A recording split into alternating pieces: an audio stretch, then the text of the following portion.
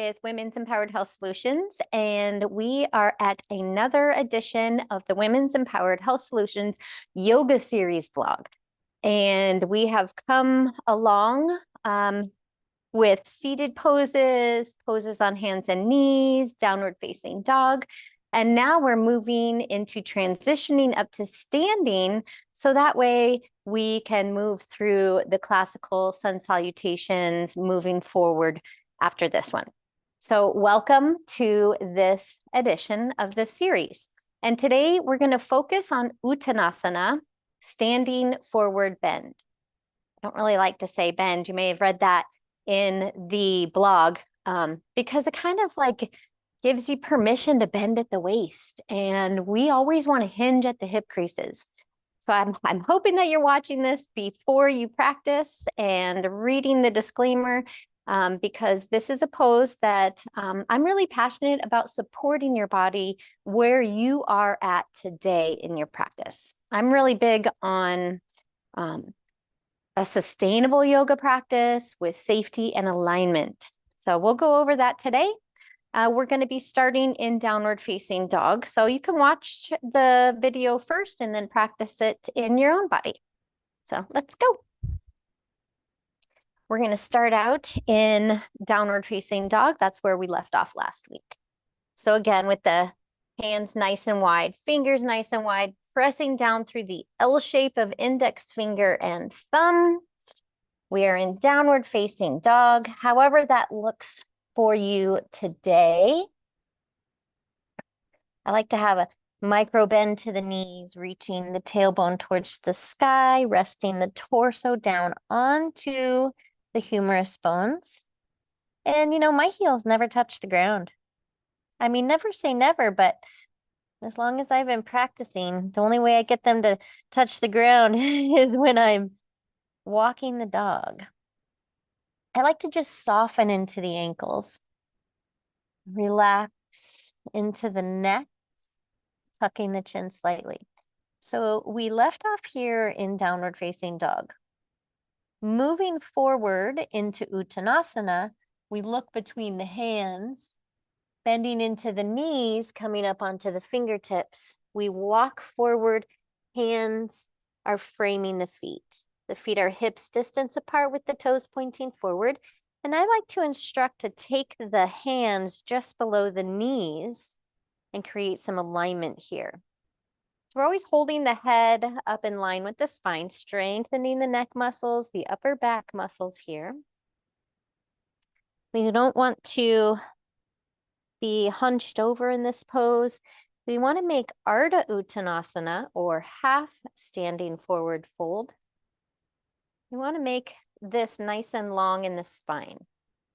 If at any point your low back is bending, you can always take the hands above the knees here, drawing the shoulders back and down away from the ears. Maybe this is your modification for Uttanasana today.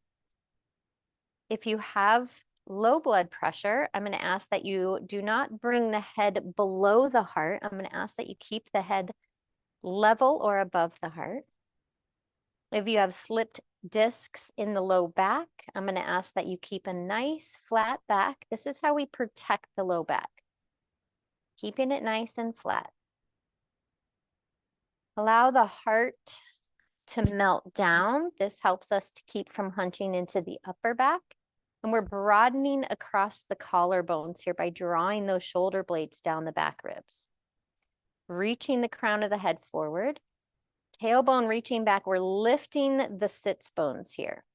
And maybe this is it for you. Maybe this is your Uttanasana, which is perfectly fine.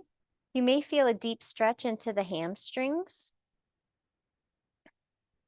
If you're feeling any pinching in the low back or stabbing pains, maybe this pose might not be for you, even if you're feeling that in Ardha Uttanasana, half forward fold. Good, so just be here for a moment. Feel the lengthening through the back of the legs. If you'll be moving forward with us today, take a deep inhale. And as you exhale, we're hinging at the hip creases. So feel that with your thumbs. Place your thumbs right in the hip creases. We're not bending at the waist. Take that length all the way down with you. Maybe that means you bend the knees and rest the belly on the thighs, and then soften the crown of the head towards the earth. Good. You can have your hands to a block if you'd like. Maybe the hands stay at the ankles or the shins today. Give the head a yes and a no as we begin to release any tension in the cervical spine. If you'd like a little more lengthening in through the upper back, you can grab opposite elbows and let them hang heavy. Good. Keep a bend into the knees as much as you need to relieve any pressure in the low back. And then start to feel lengthening into the vertebrae. Lengthening into the hamstrings and the calves. All the way down to the Achilles tendons.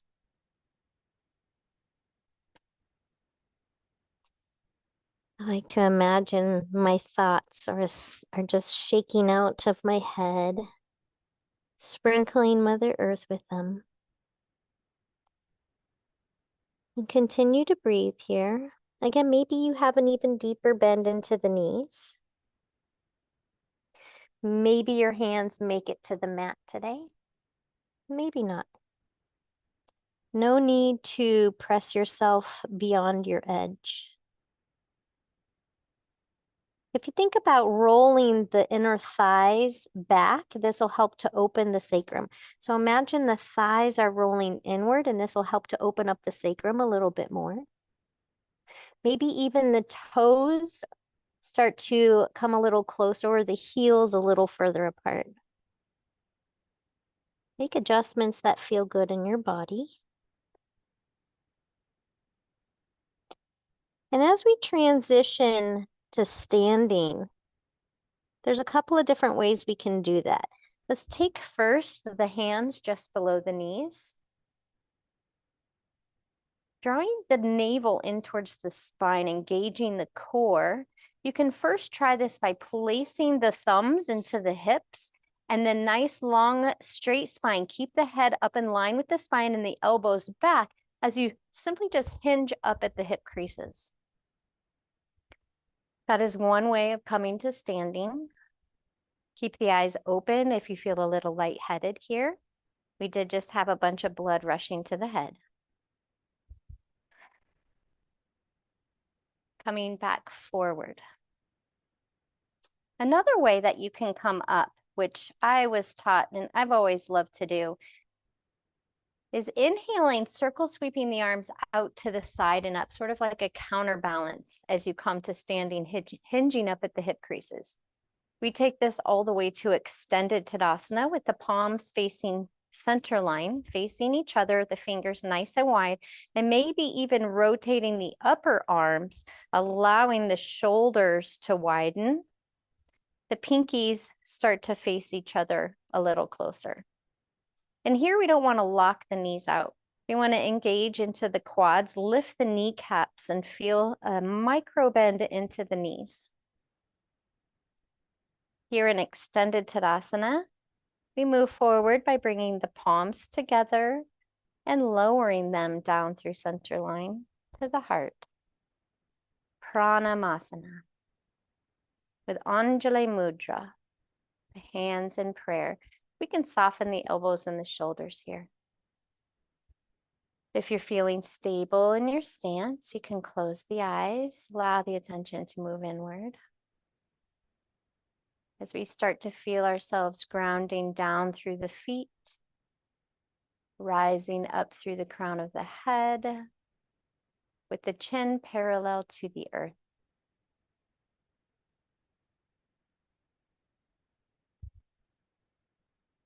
So good.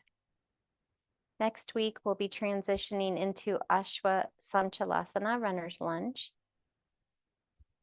As we move forward and transition to that pose, we take Uttanasana again. And let me give you the instructions for that now, because as we are going into Uttanasana from a standing position, we'll inhale our arms out to the side and up. Deep inhale as we reach for the sky, maybe looking up in extended Tadasana.